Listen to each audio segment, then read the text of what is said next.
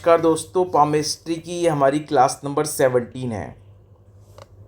तो हस्तरेखा विज्ञान का ये हमारा क्लास नंबर 17 है।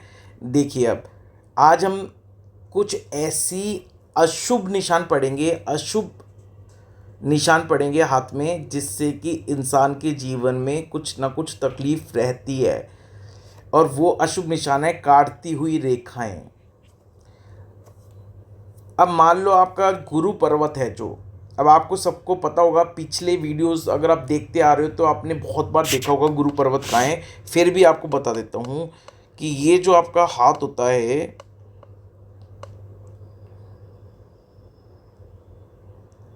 इसमें जो फर्स्ट उंगली होती है उसके नीचे का जो एरिया होता है ये गुरु पर्वत होता है। और अगर गुरु पर्वत पे इस तरह से कटी हुई आपस में कुछ लाइनें हैं, कटी हुई आपस में लाइनें हैं, तो ऐसे व्यक्ति के जीवन में बहुत सारी परेशानियां रहती हैं, ऑलवेज रहेगी परेशानी।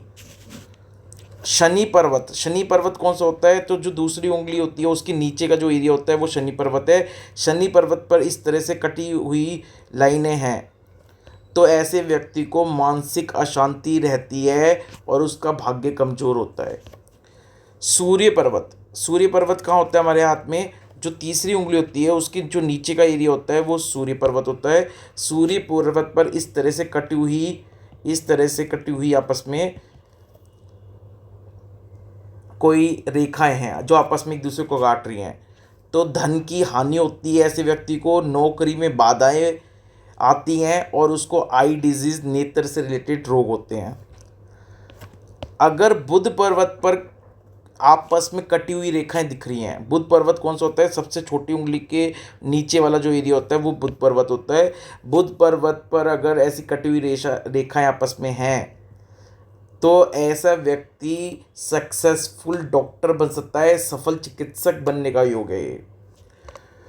फिर उसके बाद शुक्र पर्वत, शुक्र पर्वत पर अगर आपस में कोई रेखाएं काट रही हैं तो ये जो अंगूठे का दूसरा सिरा खत्म होता है, ये इसके बाहर जो ये हथेली का एरिया है, ये शुक्र पर्वत है। शुक्र पर्वत पर अगर आपस में रेखाएं काट रही हैं तो उसको लव अफेयर्स में फेलियर मिलता है, यानी प्रेम में असफलता मिलती है और मान सम्मान में उसके हानि होती है। मंगल पर्वत पर अगर कटी हुई रेखाएं हैं, तो मंगल पर्वत पर कटी हुई रेखाएं हैं। मंगल पर्वत कहाँ होता है हाथ में? ये जो पहली उंगली है इसके नीचे का जो एरिया जो होता है ये जुपिटर गुरु पर्वत होता है। नीचे अंगूठे के पास यहाँ पे शुक्र पर्वत होता है और इसमें बीच में यहाँ पे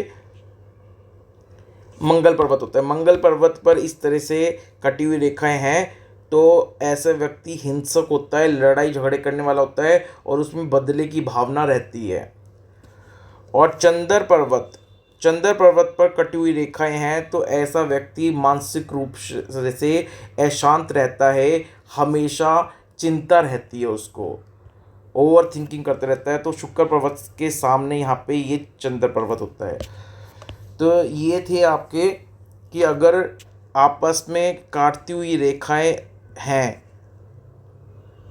हथेली में तो उसका क्या प्रभाव पड़ता है। तो ये हमारी क्लास नंबर 17 थी पामेस्ट्री की।